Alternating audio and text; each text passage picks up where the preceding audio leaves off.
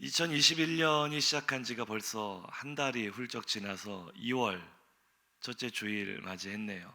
이제 설날이 다가오고 음력으로도 새해가 시작되는데 2021년 들어 한 달이 지나도록 저에게 가장 큰 일을 한 게 무엇입니까? 라고 묻는다면 2021년 지금까지 목사님의 가장 큰 업적이 무엇입니까? 라고 묻는다면 저는 주저하지 않고 이렇게 대답할 겁니다. 코스트코 회원가입을 한 것입니다. 울산에 온 지 무려 3년 차가 되어서 제가 드디어 코스트코에 회원가입을 했습니다. 얼마나 좋은지 몰라요. 이제 드디어 광역시민이 된 것 같아요. 저처럼 한 번도 코스트코가 어떤 곳인지 구경을 못한 우리 불쌍한 목포 촌놈들을 데리고 제가 구경을 갔어요. 몇 바퀴 도는데 물건이 참 많더라고요. 근데 살 건 하나도 없었어요. 그래서 빙빙 돌다가 결국 아이들이 고른 제품은 이것이었습니다. 사진 한번 보여주세요. 아빠가 만들어도 맛있는 우동. 저한테 만들어 달라는 거죠. 하지만 전 만들지 않았습니다. 제가 만들면 맛이 없을 걸 잘 알기 때문에 만들지 않았죠. 요즘은 요리 잘하는 남자들이 인기가 많아요. 그런데 저 같은 남자들도 있습니다.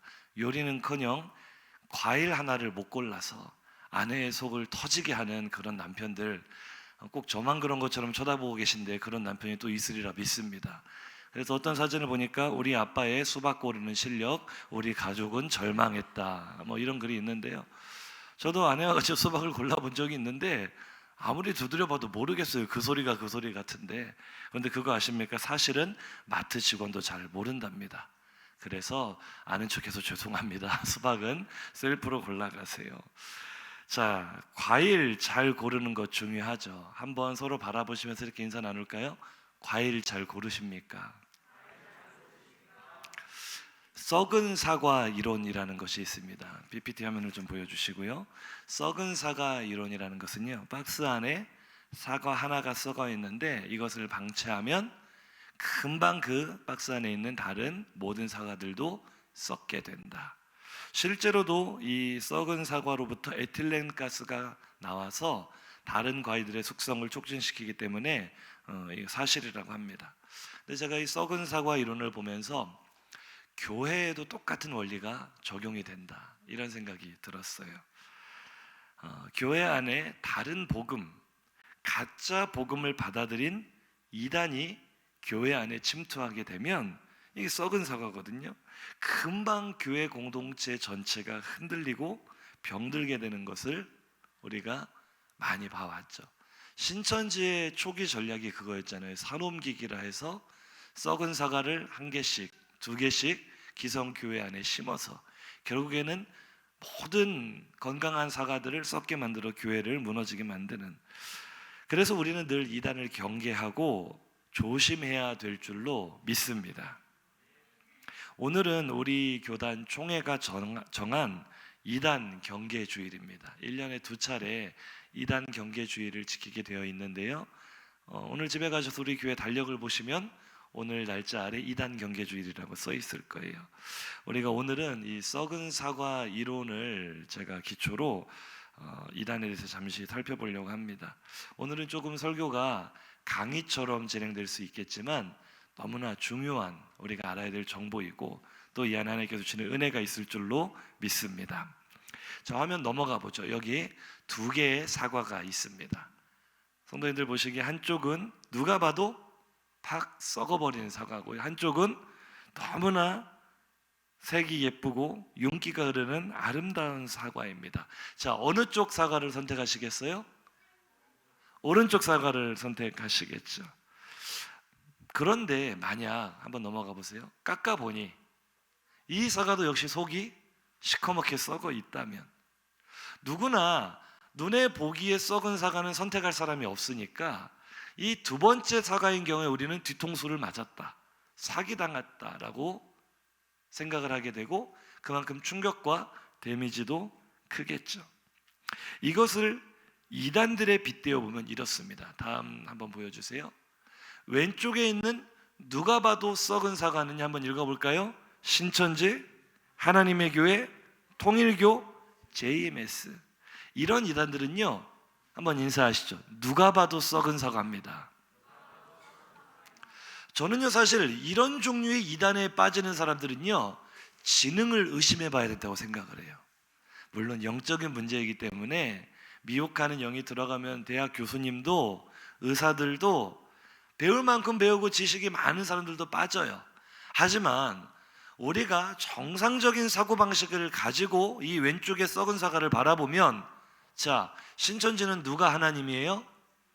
이만희가 하나님이에요. 하나님의 교회는요 장길자라는 여자, 이 통일교는요 원래는 문선명이었는데 가셨어요. 그래서 하나님이 바뀌었어요. 참 어머니 한학자 여사로 하나님이 바뀌었어요. 하나님의 교회하고 통일교는요 심지어 원래 교주로 그 사람들이 섬기던 안상홍과 문선명이 죽었지만 그들의 부인들이 그 자리를 차지한, 이건 누가 봐도 코미디 아닙니까? 하나님이 교체가 됐어요. 그 다음 JMS는 이름부터 참 없어 보여요. 누가 하나님이에요? 정명석 이름을 따서 JMS예요. 자, 이런 썩은 사과 먹을 사람이 있겠습니까? 없겠습니까? 근데 먹는 사람이 있다는 게 문제예요. 한번 인사하시죠. 누가 봐도 썩은 사과입니다. 그래서 저는 우리 화평교회는 적어도 누가 봐도 썩은 사과인 신천지나 하나님의 교회, JMS 통일교, 그 외에도 많습니다. 뭐 예전에 천부교 박태선으로부터 시작해서 유재열 장막 성전이라든지 뭐 수도 없이 많아요. 자기 자신이 자칭 하나님이다 혹은 재림 예수다 주장하는 분들이 현역으로 지금 30분이 넘어요. 누가 진짜인지 모르겠어요. 문제는 그 아래 연습생들도 바글바글하다는 겁니다. 데뷔를 기다리고 있는, 지금 신천지에만 해도 우글우글 할 겁니다. 이만희 죽기만을 기다렸다가, 자 질문합니다. 이만희 죽을까요 안 죽을까요? 지금 대답 못 하시는 분들 조금 의심해 봐야 돼요. 혹시 이 자리에 신천지에서 나오신 분들 계십니까? 상식 가지고 대답 한번 해보세요. 다 같이. 이만희 죽습니까 안 죽습니까? 제가요 점쟁이들 싫어하는데요, 제가 이거 하나는 확실하게 예언할 수 있습니다. 이만희 반드시 죽습니다. 그런데 지금도 신천지에는 이만희는 절대 죽지 않는다, 영생불사한다 믿는 그 답답한 사람들이 그렇게 많으니 정말 가슴이 아픈데, 더 큰 문제는 이만희가 죽어도 신천지는 사라지지 않는다는 거예요. 이미 그들 내부에는 대책이 다 세워져 있습니다. 이만희가 죽고 나면 이제 어떤 식으로 그 영이 옮겨갔다는 식의 이제 뭐 그런 교리를 변개를 하겠죠. 그래서 제2의 제3의 이만희가 많이 나올 거예요. 이건 자존심 문제입니다. 한번 인사하시죠. 자존심 문제입니다. 누가 봐도 썩은 사과인 이런 이단에 빠진다는 거, 이거는요 상식과 자존심의 문제고, 우리가 영적으로 미혹되지 않기를 주님의 이름으로 축복합니다. 문제는 지금 오른편에 있는 사과예요. 분명히 겉모습만 볼 때는 어땠어요? 멀쩡했어요. 아름다웠어요. 그런데 그 속살을 들여다보니 어때요? 역시 썩어 있어요. 이런 이단들이 더 위험한 거예요. 사실은 어떤 이단들이 있습니까? 구원파 사랑하는 교회, 옛날에는 큰믿음 교회라 그랬어요. 이름을 바꿨어요. 사랑하는 교회, 그리고 다락방 많이 들어보셨죠? 그리고 요즘 또 문제가 되고 있는 인터콥. 인터콥도 참 안타깝죠. 본래는 건전한 선교 단체였어요. 지금도 이 인터콥의 영향력 아래에 있는 성도들이 굉장히 많습니다. 한국 교회 안에. 그리고 왜 인터콥 보고 이단이라고 하느냐? 화내시는 분들도 있을 수 있어요. 그들이 하는 주장을 들어보고 그 최바울 선교사라는 사람이 쓴 책을 읽어보면 알 수 있습니다. 이단이에요, 이단. 그런데 이들의 정체는 잘 드러나지가 않죠. 왼쪽 사과는 인간 교주를, 누가 봐도 얼토당토 않은 인간을 교주로 내세우기 때문에 우리가 저거 이단이네, 저거 사입이네 분별하기가 쉬운데, 오른쪽에 있는 썩은 사과, 겉모습은 멀쩡했던 썩은 사과의 특징은요, 그들은 교주를 내세우지 않습니다. 그들은 예수 그리스도의 십자가를 이야기하고요, 우리와 90% 이상 같은 얘기를 해요. 그러니 어떤 의미에서는 이단이라는 단어에 더 적합한 쪽은 이 오른편에 있는 사과들이에요. 이단의 뜻이 무엇입니까? 한자어로 달을 이자에 끝단자를 써요. 거의 같은데 뭐만 달라요? 끝이 달라요. 이게 오른쪽에는 이단들의 특징이에요. 언뜻 봐서는 우리와 똑같은 얘기를 하고 있기 때문에 이 오른편에 있는 사과 한 번 더 인사하시죠. 이거를 더 조심해야 됩니다.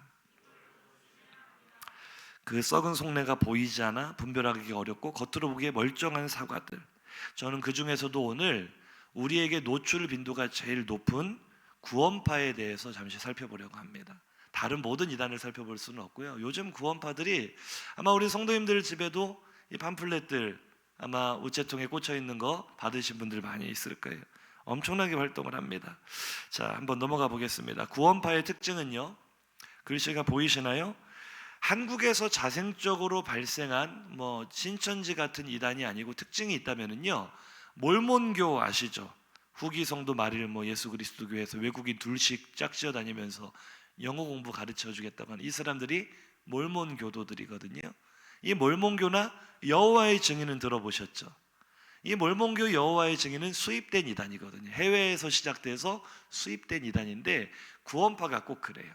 우리나라에서 생겨난 이단이 아니라 이 외국으로부터 침투가 됐는데요, 권신찬이 우리나라 이 구원파의 대부입니다. 1961년 네덜란드의 자칭 선교사인 케이스 글래스, 우리나라 이름이 김길수입니다. 이 사람으로부터 죄사함을 깨달았다라고 하면서 우리나라 구원파가 시작이 돼요. 동시에 그의 사위였던 유병원, 이름 들어보셨죠? 세월호 때문에 이제 매스컴에 많이 노출이 됐죠.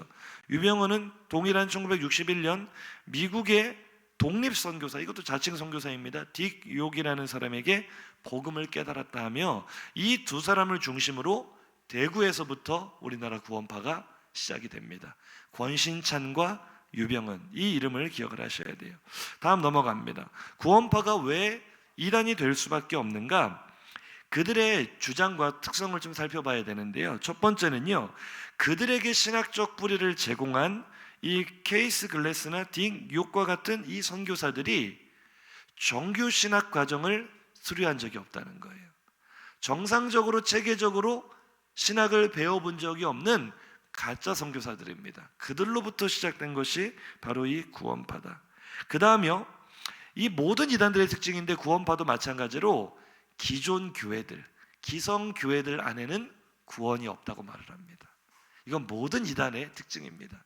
그래서 성도님들께서 이단을 분별하는 가장 좋은 기준이 있다면 어떠한 교회든지 정통 교회는요, 우리 교회에 와야만 구원받습니다 라고 말하는 교회는 없습니다. 예수 그리스도를 주로 시인하고 고백하는 정통 교회 안에는 우리 교회도 구원이 있고 힌돌 교회도 구원이 있고, 아멘 좀 하세요. 대형 교회도 구원이 있고, 모든 정통 교회, 다른 교회도 구원이 있는 줄로 믿습니다. 장로교회만 구원이 있는 게 아니라 감리교회도 구원이 있고, 침례교회도 구원이 있고, 순복음에도 구원이 있고, 교단과 교파를 초월해서 정통 교회들은요, 우리 교회에 와야만 구원받는다라고 말하지 않아요. 그런데 이단들은요, 하나같이 이 안에 들어와야만 구원을 받지 다른 데 나가면 구원받지 못한다. 신천지 뭐라 그래요? 자기들 14만 4천 안에 들어와야 구원받는다 말하죠. 하나님의 교회도요, 장길자 어머니 하나님을 영접해야 구원받는다고 말을 해요. 통일교, JMS, 구원파 다 마찬가지입니다. 자기들이 정통이고 자기들만 구원의 비밀을 알고 있다. 이 구원파도 똑같은 패턴을 따라갑니다. 기성교회 안에는 구원이 없다. 목회자들 가운데 구원받을 사람 없다. 기존 교회에 대해서 비판하고 공격을 하죠. 특별히 딕 욕이라는 사람은 기성교회는 반복음적인 집단이고 신학 공부를 하는 것은 타락했다는 증거다. 본인이 신학 공부를 하지 않았기 때문에 그런 식으로 말을 했어요. 그 다음 넘어갑니다. 왜 구원파가 이단인가? 이게 참 중요한데요, 성경을 인정을 해요. 이게 참 어려워요. 차라리 몰몬교처럼 몰몬경이라는 다른 경전을 보면 분별하기가 쉬운데 우리랑 똑같이 성경을 본단 말이죠. 근데 구원파의 특징은요, 한번 인사하시죠. 자기 마음대로 해석합니다. 이런 점에서는 신천지와 매우 비슷하다 할 수 있겠죠. 귀에 걸면 귀걸이고 코에 걸면 코걸이고, 성경에 낱 절들만 띄어서 자신들의 주장을 뒷받침할 수 있는 근거로 쓰는데 굉장히 얇습니다. 수준이 굉장히 얇고 성경을 자의적으로 해석한다는 것. 그 다음 또 하나의 특징은요, 이거는 참 많이 들어서 알고 계셔야 돼요. 구원파의 특징은요, 깨달음을 통해 구원을 받는다. 예수가 당신을 대신해 십자가에 죽었다는 사실을 깨닫는 순간 당신은 구원을 받는다, 이렇게 말을 해요. 언뜻 들으면 맞는 거 아니야? 내가 깨달아야 믿음이 아니야? 그런데 깨달음을 통해 진리에 이르는 것은 불교의 종교관입니다. 이게 참 달라요. 우리는요, 깨달음이 아니라, 한번 인사하시죠, 믿음입니다. 깨달음이라는 것은 믿음의 영역 가운데 지성적인 한 영역은 될 수 있겠으나 깨달음 자체가 믿음이 되는 것은 아니죠. 깨닫고 마음으로 느끼고 의지적 결단까지. 믿음은요, 늘 의지적 결단과 액션이 있어야 진짜 믿음인 줄로 믿습니다. 그래서 야고보 사도는 믿음만으로는 아니고 행함이 있어야 된다. 여기서 말하는 행함이 의지적 믿음을 말하는 거죠. 이해가 되시면 아멘 하시기 바랍니다. 조금 더 이제 구원파 이단성을 살펴보면은요, 자기 자신을 죄인이라고 고백을 하거나 회개를 하면 지옥 간다 라고 가르쳐요. 이제 조금 뭔가 좀 이상한데라는 느낌이 오십니까? 회개하면 안 된대요. 왜요? 한 번 구원받은 사람은 어떠한 죄를 지어도 구원이 취소되지 않기 때문에 회개할 필요가 없다. 뿐만 아니라 다음 넘어가면은요, 구원파는요, 공예배를 부정합니다. 개인 기도도 하지 말라 그래요. 경배와 찬양을 금지시킵니다. 이러한 모든 것들은 다 폐지되었다. 성도의 생활과 삶 자체가 예배다. 그래서 주일 성수, 새벽기도, 11조 등은 율법의 소산이기 때문에 우리가 지킬 필요가 없다라고 주장을 합니다. 인사하시죠. 솔깃하십니까? 모든 이단들은 그래요. 이런 거 지킬 필요 없다. 들어가 보면은 더 심하게 이렇게 자기들만의 법이 있죠. 그래서 이들의 이단성에 대해서는 잠시 후에 제가 성경적으로 비판하도록 하고요. 이제 우리가 상식적으로 알아야 될 구원파의 계파를 한번 살펴보겠습니다. 먼저 다음 넘어가시면은 권신찬을 기억하라고 하셨죠? 권신찬의 사위인 유병은, 여기가 적통입니다. 구원파의 적통이고요. 거기서 분열로 나온 것이 바로 이요한파 구원파가 있고요. 그 다음 우리가 많이 매스컴을 통해 노출되었던 박옥수파, 최소한 이 세 개의 계열을 알아야 구원파에 대해서 조금 안다라고 이야기할 수가 있습니다. 자, 먼저 이 권신찬과 유병헌, 이들이 쓰는 명칭을 좀 알아야 될 필요가 있는데요.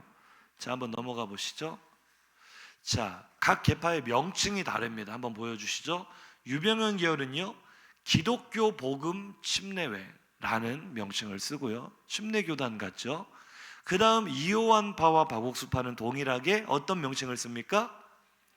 대한예수교 침례회라는 명칭을 써요. 우리가 딱 들으면 그럴듯해요, 안 그럴듯해요? 있을 것 같잖아요. 우리가 어디니까? 대한예수교 장로회니까 대한예수교 침례회도 있을 것 같잖아요. 그렇죠? 이게 이단들의 특징이에요. 짜집기를 해서 흉내내는 걸 참 잘해요.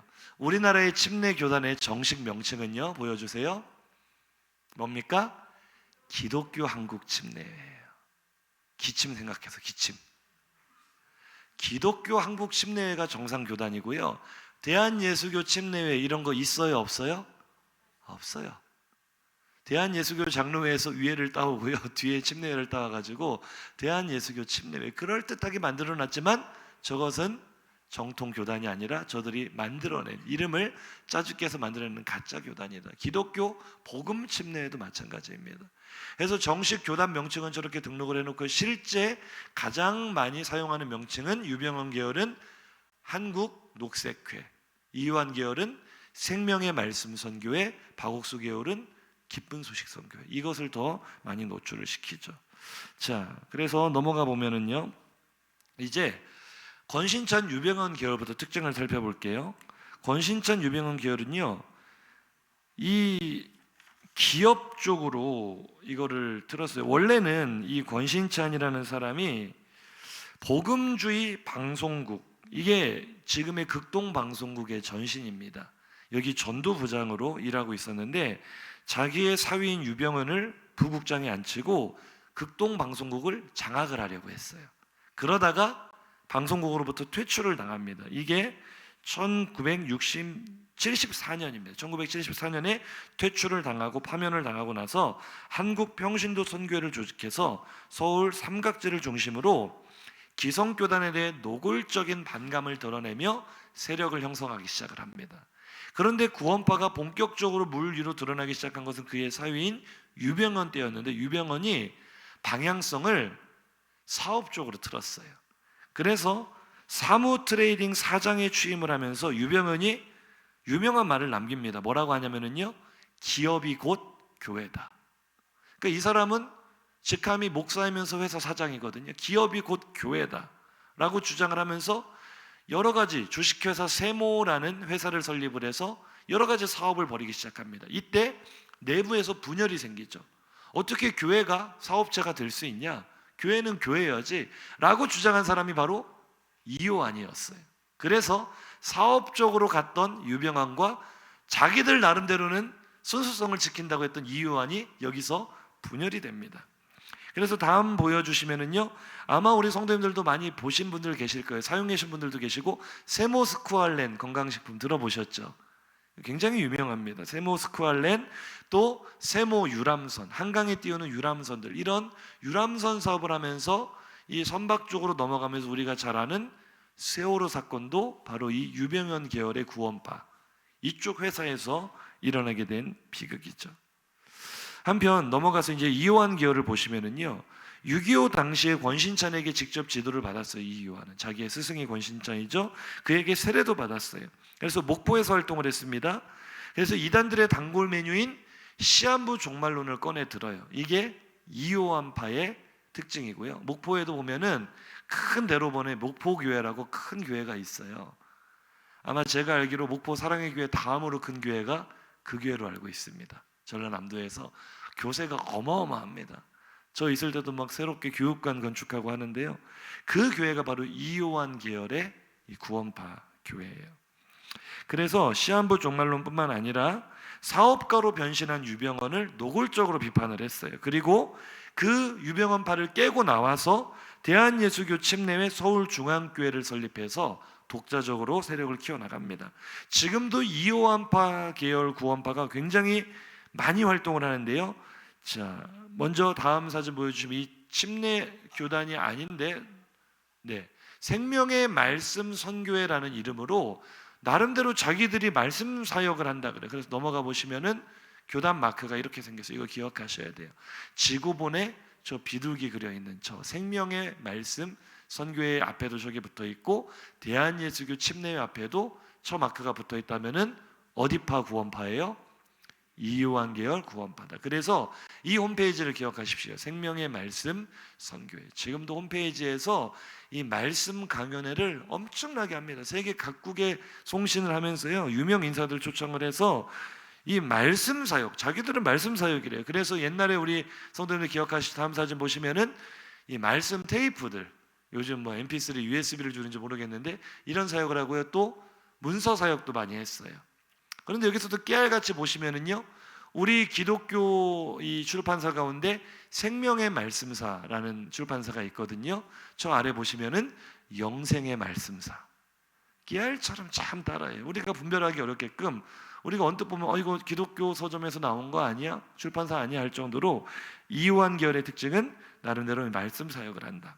근데 제가 오늘 좀 중점적으로 보고 싶은 것은 세 번째 마지막인 이 박옥수 계열입니다. 박옥수 계열은요, 기쁜 소식 선교회라는 명칭으로 더 많이 알려져 있는데요, 이 권신찬에게 영향을 준 케이스 글래스, 그리고 유변에게 영향을 준 딕 욕, 이 두 사람 모두의 영향을 받고 박옥수는 독립적으로 세력을 키워나갑니다.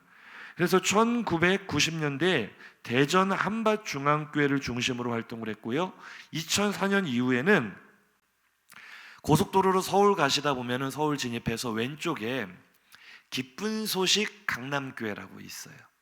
그 교회가 박옥수의 주 본거지 센터입니다. 그 기쁜 소식 강남교회를 중심으로 활동을 해요. 오늘 설교를 잘 들으셔야 돼요. 강남교회가 있어요. 우리 교단 교회예요. 예전에 송태근 목사님이 심호하시고 지금 고문사 목사님이 심호하시는 강남교회는 정통교단 교회인데요, 이 구원파 교회들은 이름을 똑같이 지어요. 앞에다가 뭐만 붙여요? 기쁜 소식 강남교회. 그러니까 앞으로 교회들을 볼 때 교회 이름 앞에 기쁜 소식이 들어가 있다면은 묻지도 따지지도 말고 박옥수파 구원파구나 라고 아시면 되겠습니다. 기쁜 소식, 좋은 단어인데 그렇게 쓰고 있죠. 그래서 지금 이 박옥수파가요, 나머지 두 개의 계열보다도 훨씬 더 폭넓고 다양한 활동들을 하고 있는데 대학생들, 청년들도 잘 들어야 됩니다. 자, 먼저 다음 넘어가면은요, 이 박옥수 계열 구원파가 주간 신문인 기쁜 소식이라는 신문을 발행을 하고요, 개간 청소년 교양 잡지인 투모로우, 제가 얼마 전에도 말씀드렸는데 제가 이것을 우리 교회 앞에 있는 피자집에서 봤다니까요. 이걸 무료로 배포를 해요. 학교, 병원, 관공서, 심지어 이제 피자집까지 이 구원파 잡지를 다 넣어줘요. 좀 이따 사진을 볼 거고요. 그 다음 박옥수 구원파의 핵심 조직이 IYF라는 대학교에 있는 구원파 선교단체입니다. 이걸 조직을 해서 영어 말하기 대회, 이런 대회를 통해 많은 사람들을 지금 흡수를 하고 있고요. 군 뉴스코라는 해외 봉사단체, 또 그라시아스 합창단, 문화침투, 굉장히 전방위적으로 이렇게 활동을 하고 있어요. 이제부터 사진 한번 볼 텐데요. 자, 보여주세요. 이런 포스터 많이 보신 적 있으시죠? 박옥수 성경 세미나, 주로 제목은 죄사함과 거듭남의 비밀, 우리의 구미를 확 당기는 제목으로 이 성경 세미나 하는데, 이제 코로나 시대라 이제는 좀 안 하겠지 했더니 다음 사진 보세요. 온라인으로 성경 세미나를 하더라고요. 참, 이단들도 이렇게 열심히 하는데 한번 인사하시겠습니다. 이단에게 지지 맙시다. 이렇게 하고 있고요. 그 다음 그라시아스 합창단 보면은 천사같이 예쁘게 생겼잖아요. 근데 이게 구원파가 운영하는 합창단이에요. 그래서 지금도 활동 많이 합니다. 사진 넘어가면은요, 크리스마스 칸타타 공연도 하고요, 단원도 열심히 모집하고 있어요. 이 그라시아스 합창단, 음악 하시는 분들, 성악이나 클래식 하셨던 분들, 이거 가기를 선망하는 그런 합창단, 우리가 구원파라는 거 알아야 됩니다. 그 다음 IYF, 이 문제의 IYF, 이 로고를 잘 보십시오. Y자가 꼭 어떤 글씨로 보여요? V자로 보이지 않으세요? 다음 로고 보면은요, 이게 우리나라 CCC와 양대 산맥을 이루는 정상적인 선교단체인 IVF입니다. 그러니 이단들은요, 우리에게 혼동과 헷갈리게 하기 위해 이름도 아주 비슷하게 지어요. IVF는 대학생들 한 번쯤 다 들어보거든요, 선교단체. 그런데 이 IYF가 IVF 아니야 라고 모르고 가입하는 경우도 많아요. 그런데 이 IYF가 굉장히 많은 활동을 합니다. 지금 저 로고 두 개를 기억하시기 바랍니다. 저 파란색으로 써진 V자 비슷한 IYF는 구원파 단체이고요, 아래쪽에 IVF는 정상적인 기독교 선교단체입니다. 근데 이 IYF가 하는 활동이요, 보여주세요. 이 영어 말하기 대회가요, 엄청나게 인기가 많습니다. 접수가요, 미어 터져요. 그런데 이제 또 코로나라서 안 할까 했더니 다음 사진 보시면은 온라인으로 또 하더라고요. 한 번 더 인사하시죠. 이단에게 지지 맙시다. 뿐만 아니라 이 군 뉴스코 해외 봉사단, 이게 참 문제인데요. 넘어가 보세요. 이게요, 해외 유명 인사들까지 모델로 섭외를 해서, 저 우사인 볼트거든요, 전 세계에서 가장 빠른 사나이, 그런 사람들까지 섭외를 해서 저 문구도 섬뜩해요. 내 젊음을 팔아 그들의 마음을 사고 싶다. 영적으로 보면 그들의 영혼을 사냥하고 싶다, 이런 거거든요. 우리 대학생들은요, 또 이 선한 일, 봉사 이러면은요, 마음에 또 불이 일어나거든요. 그러니 저게 구원파라고 써 있으면 누가 가겠어요? 그런데 군 뉴스코라는 이름을 앞세워서 우리 해외 봉사하러 가자, 좋은 일 한다면은 그쪽에 관심 있는 친구들 가서 해외 봉사하다가 구원파의 교리에 세뇌가 돼버리는 거예요. 이게 참 무섭게 접근하는 이런 봉사활동. 그 다음 이 아까 말했던 투모로우 잡지, 이렇게 생겼는데요, 보신 분들 계십니까? 제가 피자집에서 봤던 잡지는요, 다음 사진 바로 이 잡지입니다. 제가 이 구원파 강의를 한 지 시간이 오래 지났기 때문에 투모로우를 까먹고 있었는데 이 표지 2021년 1월호거든요. 보는 순간 뭔가 느낌이 쎄하다는 느낌이 들어요. 분명히 어디 외국에 나가서 봉사하는 그런 사진이고 뭐 별다른 내용이 없어 보이는데 이게 참 영적인 감각이 중요해요. 한번 인사하시죠. 분별력이 있어야 합니다. 투모로우라는 이 이름은 잃어버렸는데 좀 이상해서 한 장, 두 장 넘겨보니까 바로 IYF 광고 나오고 굿뉴스콘 광고 나오고 아, 구원파구나. 그런데 잡지 어디에도 구원파 혹은 기쁜 소식 선교 이런 거 안 써 있습니다. 그리고는 저 잡지를 아마 우리 성도들 가운데 병원에서 종사하시는 분들 많이 보셨을 거예요. 학교에서 일하시는 분들 많이 보셨을 거예요. 학교, 병원, 관공서에 무차별로 무료로 배포를 하면서 많은 사람들에게 구원파 교리를 노출시키고 있는 거죠.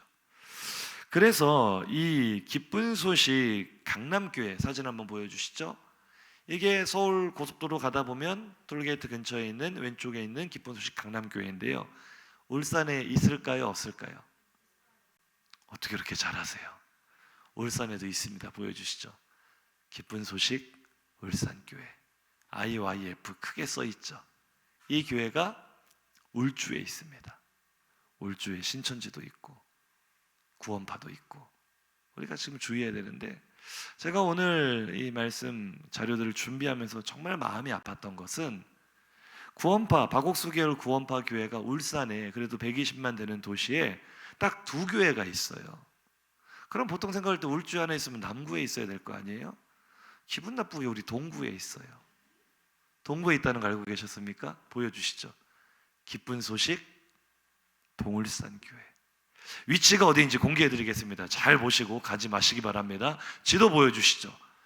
자, 왼쪽에 큰 길, 동구청 가는 길 보이시죠? 위쪽에 상진초등학교 보이시죠? 아래 흰돌교회 보이십니까? 흰돌교회는 우리랑 같은 도에 같은 시찰이에요. 오해하시면 안 돼요. 흰돌교회 뒤에 제가 다니는 굿모닝 사우나가 있습니다. 그리고 바로 그 옆에 기쁜 소식 동울산 교회가 있어요. 인터넷에 치면은 동울산 교회라고만 나와요. 누가 알겠어요? 이게 구원파인지 박옥수인지. 한번 인사하시죠. 조심합시다. 이단 우리 가까이 있습니다. 한 번 더 인사하세요. 정말 조심해야 됩니다. 구원파가 왜 위험합니까? 정리합니다. 다시 한번 넘어가 주세요. 구원파가 위험한 이유. 구원파는요, 독립적인 경전이 없어요. 성경을 봅니다. 성경을 보기 때문에 위험한 거예요. 자기들 마음대로 성경을 짜집게 하면서도 성경의 권위를 내세우니까 성도들이 아, 여기도 그냥 교회 아니야 생각을 하는 거죠. 두 번째, 그들은 교주를 내세우지 않습니다. 박옥수를 재림 예수라던가 유병헌을 보혜사라고 그런 말 하지 않아요. 그들은 예수 그리스도의 십자가 구원을 이야기를 하기 때문에 일반 성도들이 들을 때 맞네, 여기 교회 맞네라고 생각하기가 참 쉽죠. 세 번째, 성경을 그럴듯하게 해석해서 짜집기를 해놨어요. 자신들의 주장하는 바를 죄사함과 거듭남을 설명하기 위해서 그럴듯하게 자의적으로 해석을 해놨죠. 성경을 잘 모르는 분들은 넘어가기 쉽습니다. 마지막, 기존 교인들이 약점, 취약점인 구원의 확신이 있습니까? 이 질문으로 시작을 해요. 제가 지금부터 한 5초 동안 구원파가 되보겠습니다. 성도님 구원 받으셨습니까? 정말 받으셨습니까? 언제 받으셨습니까? 대답이 없잖아. 몇 년도 몇 월 며칠에 구원 받으셨습니까? 무슨 말씀으로 구원 받으셨습니까? 대답을 아무도 못하고 계세요. 큰일 났네. 지금 다 잡아먹히게 생겼습니다.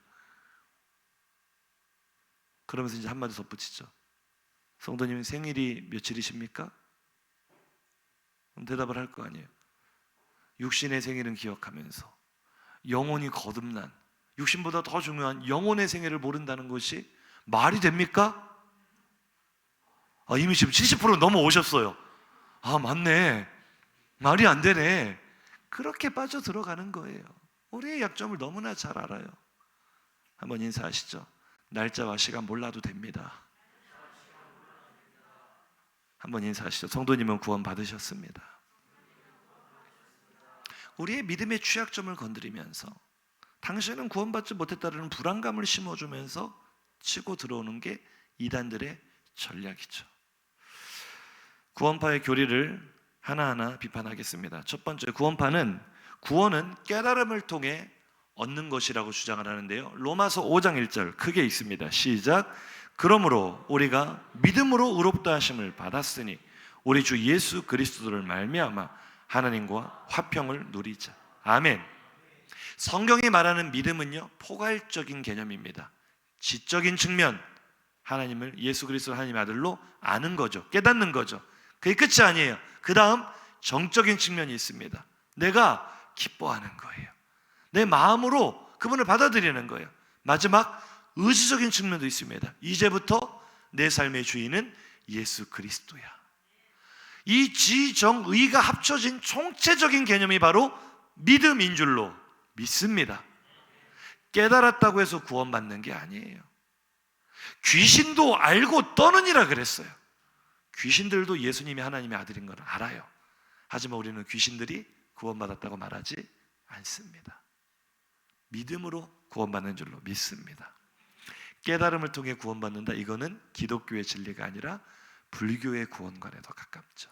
이게 구원파의 첫 번째 잘못된 점입니다. 두 번째, 구원파는 회개를 통해서는 죄를 씻을 수가 없다라고 주장을 합니다. 성경 어디에 그런 말이 써 있냐는 거예요. 회개는 죄 씻음의 방법이 아니다. 박옥수 성경 세미나 듣다 보면 이런 얘기 많이 하거든요. 요한일서 1장 9절입니다. 시작. 만일 우리가 우리 죄를 자백하면 그는 미쁘시고 의로우사 우리 죄를 사하시며 우리를 모든 불의에서 깨끗하게 하실 것이요. 아멘.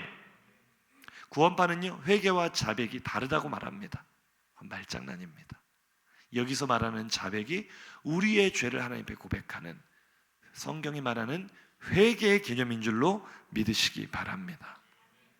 믿음과 똑같아요. 회개에도 지정의의 요소가 있어요. 처음에는 죄를 깨닫는 거예요. 내가 얼마나 큰 죄인인지, 내가 이 모습으로는 하나님 앞에 갈 수 없구나라는 비참함을 깨닫는 것이 회개의 출발입니다. 두 번째는요, 우리가 일반적으로 생각하는 회개의 모습입니다. 눈물 콧물 쏟으면서 하나님 앞에 나의 죄인된 모습을 슬퍼하며 통곡하며 기도하는 것, 이것이 회개의 정적인 요소입니다. 하지만 회개에는요, 정말 중요한 한 가지가 남아있는데요, 따라 하실까요? 유턴입니다. 내가 하나님과 반대되는 방향으로 걸어가던 발걸음을 돌이키는 거예요. 유턴하는 거예요. 그래서 하나님을 향하여 다시 달려가는 의지적 결단과 액션이 있을 때 이것을 진정한 회개라 합니다. 아멘이십니까? 이 회개를 통하여 주님은 인격적이신 성령께서 내 안에 들어오시고 예수의 보혈로 나의 죄를 씻으시고 우리를 구원하시는 줄로 믿으시기 바랍니다. 한번 인사하시죠. 회개를 통해 죄를 씻습니다. 구원파는요, 또 이렇게 주장합니다. 반복해서 회개하면, 넘어가세요. 반복적으로 회개한다는 것은 구원받지 못한 의미다. 회개는 한 번만 하는 것이다. 아니에요. 요한복음 13장 10절입니다. 시작. 예수께서 이르시되 이미 목욕한 자는 발밖에 씻을 필요가 없느니라. 온몸이 깨끗하니라. 너희가 깨끗하나 다는 아니니라 하시니라. 아멘. 구원파의 주장은요, 우리가 한번 죄사함을 받으면 그걸로 끝났다고 말하는 거예요. 근데 주님은요, 주님께서 깨끗이 씻어 주셨으나 다는 아니다. 우리의 발은 곧 돌아다니면 더러워지는 것처럼 우리가 아무리 예수 십자가 보혈의 능력으로 하나님께로부터 의롭다 하심을 얻었어도 우리가 육신 장막을 입고 사는 날 동안에는 우리는 끊임없이 죄의 유혹에 노출되고 실수하기도 하고 넘어지기도 하고 또다시 더럽혀질 수 있다라고 이야기하는 것이 성경이 말하는 진리인 줄로 믿습니다. 그래서 우리에게는 반복적인 회개가 필요해요? 안 필요해요? 필요해요. 하지만 이것은 구원에 이르는 회개가 아니라 열매로 그들을 알리라 하셨는데, 내가 정말 하나님께로부터 의롭다 하심을 입어 하나님의 자녀가 된 사람이라면 우리 안에 성령께서 내주하시기 때문에 죄에 대한 민감한 감각이 생긴다는 거죠. 세상 사람들이 기독교에 대해 가장 많이 오해하는 것이 무엇입니까? 야, 너희들은 사람을 죽여도 사기를 쳐도 어떠한 죄를 저질러도 회개만 하면 다 천국 간다며? 그런 불합리한 종교가 어디 있어? 연쇄살인마도 회개만 하면 천국 간다며? 그건 기독교에 대한 오해죠. 정말 회개한 사람이라면, 정말 구원받은 백성이라면 예수 그리스도를 십자가에 못 박아 죽게 한 죄에 대해서 두려운 마음이 생길까요? 안 생길까요? 그래서 성도들은요, 진짜 예수 믿는 사람은요, 법 없이도 사는 사람들이에요. 사회법보다도 더 높은 수준의 성령께서 우리를 터치하시는 하나님 주신 양심이 발동을 하기 때문에 죄 짓고 살 수 있어요? 없어요? 없어요. 나의 연약함으로 또 죄에 넘어지고 실수하면 하나님의 은혜와 자비를 구하는 거죠. 주님, 나를 구원해 주셨는데, 나를 그 더러운 죄에서 건져 주셨는데, 개가 토한 것을 도로 먹듯이 내가 그 죄에 다시 넘어졌습니다. 내가 또 죄를 반복했습니다. 나의 연약함을 불쌍히 여겨주시고 다시 주님의 은혜의 덮개로 나를 덮어주세요. 이것이 성도의 성화의 과정인 줄로 믿습니다. 구원파는 칭의와 성화를 혼동해요. 구분을 못해요. 칭의, 내가 예수 그리스도를 영접한 순간 하나님께서 나의 공로 아무것도 없어요. 나의 노력 아무것도 없어요. 나의 의로움 아무것도 없어요. 오직 예수 십자가의 보혈의 공로로 너는 의롭다 하십니다. 아멘이십니까? 그럼 그것으로 구원이 완성된 것이냐? 아니에요. 그날로부터 우리에게는 더 이상 죄악된 내 삶을 살아가는 것이 아니라 내 안에 들어오신 예수 생명으로 살아가는 새 삶이 열리는 줄로 믿습니다. 그것이 성경이 말하는 이전 것은 지나갔으니 보라 새 것이 되었도다. 아멘이십니까? 이게 예수 믿는 진짜 믿음의 세계거든요. 그런데 그것을 모르니 한번 의롭다 하심을 받았으면 너는 구원 받았으니까 네 마음대로 살아도 된다. 한번 인사하시죠. 한번 살아보세요. 구원파에게 인사하는 겁니다. 살아보세요. 반드시 심판받을 줄로 믿습니다. 구원파는 너무나 맹점이 많죠. 구원파가 뭐라고 주장합니까? 다음 보시면은요, 거듭난 사람은 어떠한 죄도 남아있지 않기 때문에 회개할 필요가 없다. 좀 전에 설명드렸죠. 로마서 7장 25절입니다. 시작. 우리 주 예수 그리스도로 말미암아 하나님께 감사하리로다. 그런즉 내 자신이 마음으로는 하나님의 법을, 육신으로는 죄의 법을 섬기노라. 아멘. 사도 바울 같은 사람도 예수 그리스도를 영접하고 평생 자신의 삶을 하나님께 드렸지만 여전히 그 마음속에 육신의 소욕, 죄의 욕망이 남아있어요. 성도는요, 끊임없이 내 안에서 충돌하는 성령의 소욕과 내 죄의 소욕이 부딪히는 영적인 전쟁터 속에서 매일매일 하나님을 선택하는 영적인 싸움이에요. 아멘이십니까? 매일매일 예수님을 닮아가며 예수님처럼 선택하는 영적인 전투가 우리의 신앙생활인 줄로 믿으시기 바랍니다. 아멘. 칭의를 받았다고 해서 우리가 온전해지는 게 아니죠. 우리는 하나님 앞에 서는 그 순간까지 성화의 과정을 통해 구원이 완성되는 줄로 믿습니다. 마지막 구원파는 주일 성수 넘어가세요. 공예배, 11조, 율법의 전제이므로 지킬 필요가 없다. 제가 직분자들 중에서도 이런 주장하는 분 봤어요. 자기가 주장하는 바가 지금 어디서부터 온 사상인지를 알아야 돼요. 이 썩은 사과는요, 겉으로 보기에는 멀쩡한 사과처럼 보이기 때문에 나도 모르는 사이에 이런 잘못된 사상이 들어올 수가 있는데요, 이거는 이단의 사상입니다. 믿으시면 아멘 하시기 바랍니다. 주님이 뭐라고 하십니까? 누가복음 11장 42절 시작. 화 있을진저 너희 바리새인이여, 너희가 박하와 운양과 모든 채소의 11조는 들이되 공의와 하나님께 대한 사랑은 버리는도다. 그러나 이것도 행하고 저것도 버리지 말아야 할지니. 아멘. 주님은요, 이웃사랑을 강조하셨지만 그것만 하라고 하지 않으셨어요. 하나님을 경외하는 것과 이웃에게 베푸는 선과 둘 다 해야 된다. 균형 있는 신앙을 갖춰야 된다.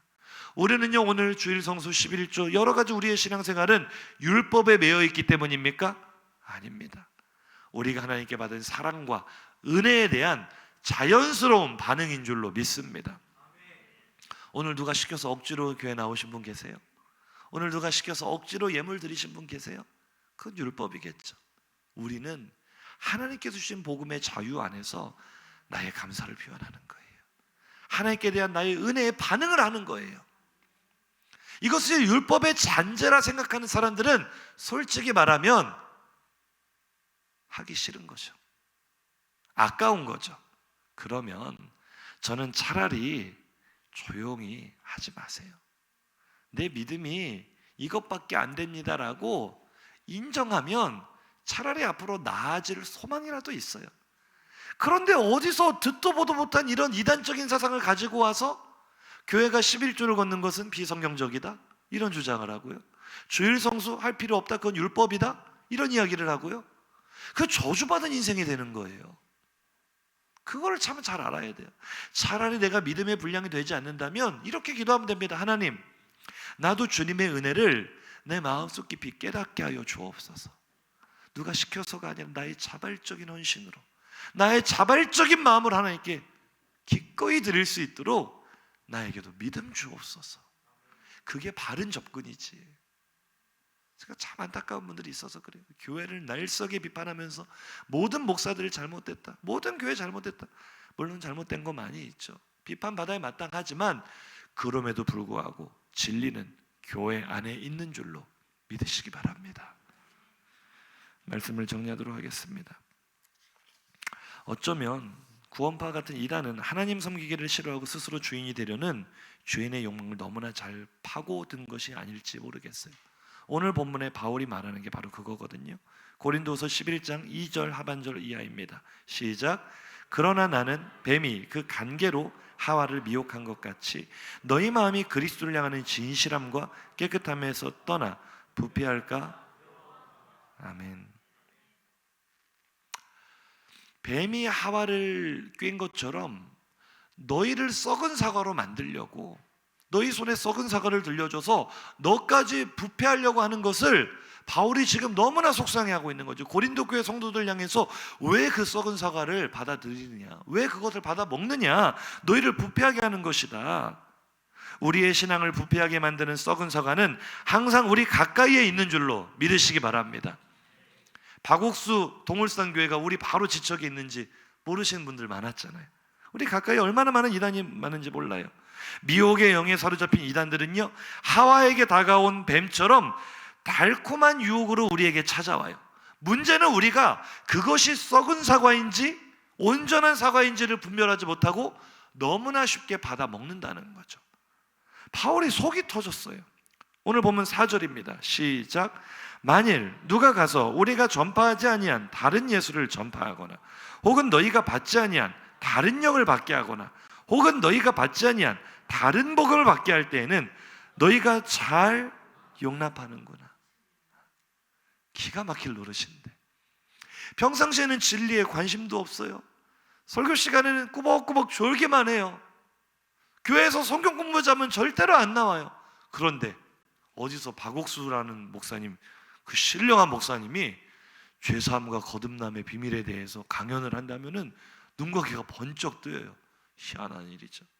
교회에서는 설교 시간에 졸기만 했던 사람이 신천지 복음방에 가서는 우와, 여기 진리가 있네 하고 그 썩은 사과를 막 받아 먹어요. 기가 막히고 속이 터질 노릇이죠. 왜 그럴까? 왜 그럴까? 14절 15절에 그 원인이 나와 있습니다. 시작. 이것은 이상한 일이 아니니라. 사탄도 자기를 광명의 천사로 가장하나니 그러므로 사탄의 일꾼들도 자기를 의의 일꾼으로 가장하는 것이 또한 대단한 일이 아니니라. 그들의 마지막은 그 행위대로 되리라. 아멘. 사탄이요, 이단이요, 절대 머리에 뿔 달고 괴수의 모습으로 우리에게 다가오지 않습니다. 광명한 천사로, 아름다운 모습으로. 우리가 뱀을 생각하면 너무 징그럽고 혐오스럽잖아요. 근데 이 뱀이 하와를 유혹한 사건을 기록한 모세 시대의 이집트로 한번 가볼까요? 그 창세기를 처음 받아들었을 독자들의 관점으로 보면요, 뱀은요 신성한 동물이었어요. 고대 이집트에서는요, 뱀을, 허물을 계속 벗잖아요. 뱀이 허물을 벗을 때마다 새 생명을 얻는다고 여겼어요. 그래서 뱀은 영생하는 동물이다, 영생하는 존재다, 신성한 존재다, 치료와 생명의 능력이 뱀에게 있다고 믿었어요. 그런 뱀이 다가와 너희가 죽지 않을 수 있다, 하나님처럼 될 수 있다 속삭이는 이 말은요, 그야말로 광명한 천사의 모습이었던 거예요. 오늘날 이단들이 그렇게 다가와요. 오늘 대학생들, 청년들 보면서 충격받으셨을 수 있겠지만 군 뉴스코 해외 봉사단 얼마나 아름답고 선한 일입니까? 그런 거 볼 때 우리도 마음이 뛰면서 나도 저기 참여하고 싶다, 나도 내 젊음을 바라 그들을 돕고 싶다, 이런 마음이 들지 않아요? 광명한 천사로 다가오니까 그럴 수 있는 거예요. 사단이 아주 달콤하게 나를 위한 것처럼, 나를 아주 위해 주는 것처럼 그렇게 다가옵니다. 그래서 우리가 거기에 자꾸 넘어가는 거죠. 한번 인사합시다. 분별력을 가져야 됩니다. 썩은 사과 받으면 안 됩니다. 근데 마음이 불안하신 분들 계실 거예요. 목사님, 저는 분별력이 부족해요. 주님, 어떻게 해야 제가 이 분별력을 가질 수 있죠? 어떻게 썩은 사과를 구별할 수 있죠? 정답은요, 한번 따라 하실까요? 주님을 사랑하면 됩니다. 에베소서 1장 23절 보고 마칩니다. 시작. 교회는 그의 몸이니 만물 안에서 만물을 충만하게 하시는 이의 충만함이니라. 아멘. 오늘날 세상으로부터 지탄을 받고 있는 한국교회를 바라볼 때 참으로 안타까워요. 그리고 속이 상해요. 그런데 우리가 그만큼 빌미를 많이 주었어요. 우리가 그만큼 잘못했어요. 한국교회, 다른 집단이 아니라 우리가 바로 한국교회 아닙니까? 내가 바로 한국교회 아닙니까? 내가 예수 제자답게 살지 못하고, 교회가 교회답지 못하고, 성도가 성도답지 못하니 예수님의 말씀처럼 세상에 던져 밟히는 소금이 된 거예요. 맛을 잃은 소금이 된 거예요. 너무나 마음이 아프죠. 하지만 우리가 수용해야 될 비판은 겸허히 수용하고 달게 받아야 할지라도 기억하실 것이 있습니다. 이단들은 항상 이렇게 말합니다. 교회 안에는 구원이 없다, 교회는 썩었다, 교회는 희망이 없다. 모든 이단이 공통적으로 썩은 사과를 던져줄 때 하는 말이 무엇입니까? 거기에서 나오라는 거예요. 그 교회는 구원이 없다는 거예요. 이때 우리는요, 이렇게 고백해야 됩니다. 따라 하실까요? 아니다. 교회는 예수님의 몸이다. 이 사실만 기억하셔도 넘어가지 않을 수 있습니다. 아멘이십니까? 교회 역사를 보면은요, 교회가 부패하고 타락했던 시기는 언제나 그래 왔어요. 언제나 교회는 불완전했어요. 언제나 교회는 부패했어요. 하지만 주님은 그 부패한 교회, 그 연약한 교회를 포기하지 않으시고 2000년의 역사를 통하여 그 교회를 통해 구원을 이루신 줄로 믿으시기 바랍니다. 아무리 교회가 잘못했어도요, 주님이 교회를 채찍으로 때려서라도 온전히 세워 다시 순기능을 하게 하실 겁니다. 그것이 오늘 우리가 살펴보고 있는 말씀들 아닙니까? 심판하시나 구원하신다, 심판하시나 회복시키신다. 교회를 망하게 하시는 것이 아니라, 지금 코로나의 위협 속에서도 교회가 참 바람 앞에 등불 같고 촛불 같지만 하나님은 이 교회를 다시 새롭게 하실 겁니다. 희망이 없어 보이는 교회를 통하여 다시 희망의 노래를 부르게 하실 것입니다. 왜요? 교회는 그의 몸이니. 누가 뭐래도 교회는 예수님의 몸입니다. 그리고 만물을 충만하게 하시는 하나님의 충만함이 바로 이 교회 안에 있습니다. 한번 인사하시죠. 교회를 믿읍시다. 교회를 부정하지 맙시다. 내 안에 썩은 사과가 들어오는 루트는요, 교회에 대한 의심을 품으면서부터요. 정말 우리 교회 구원이 없는 게 아닐까? 우리 목사님은 성경을 하나도 모르는 게 아닐까? 이만이나 다른 이단들의 말을 들어보면 기존 목사들이 다 바보처럼 보일 수도 있어요. 속임수입니다. 연약하지만 우리에게 진리를 주셨으니 이 진리의 말씀 붙들고 주님 더 사랑하며 어떠한 아름다운 모습으로 포장한 사과를 줄지라도 주님과 바꾸시지 않기를, 교회와 바꾸시지 않기를 주님의 이름으로 축복합니다. 들은 말씀 생각하며 결단의 찬양으로 하나님 앞에 나갑니다. 우리 정말 고백했으면 좋겠어요. 하나님, 이단이 어떠한 아름다운 모습으로 나에게 사과를 준다 할지라도, 어떠한 아름다운 광명한 천사의 모습으로 내게 다가온다 할지라도 내 사랑하는 주님, 주님의 몸 되신 교회에 바꾸지 않겠습니다. 오직 예수 이름만 붙들며 예수 그리스도의 진리로 나아가겠습니다. 이 가사가 오늘 우리의 고백이 되기를 간절히 소망합니다. 가사를 생각하시면서 함께 고백합니다. 나 무엇과도 주님을 바꾸지 않으리, 다른 어떤 은혜 구하지 않으리, 오직 주님만이 내 삶의 도움이시니 주의 얼굴 보기 원한. 한 번 더 고백할까요? 마음을 다해서 나 무엇과도 주님을 바꾸지 않으리. 다른 어떤 은혜 구하지 않으리. 오직 주님만이 내 삶의 도움이. 주님의 얼굴 구합니다. 얼굴 보기 원합니다. 우리 마음을 다해 간절히 고백하기 원합니다. 주님 사랑해요. 주님의 몸 되신 교회를 온 마음과 정성 다해 사랑합니다.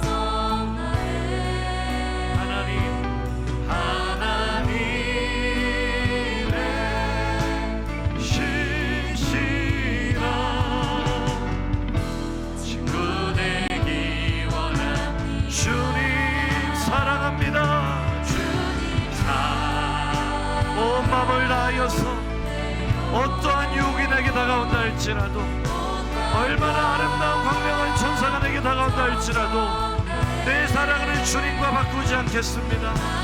주님의 몸 되신 교회와 바꾸지 않겠습니다. 친구가 되겠습니다. 우리 온 마음을 다하여 주님 사랑합니다.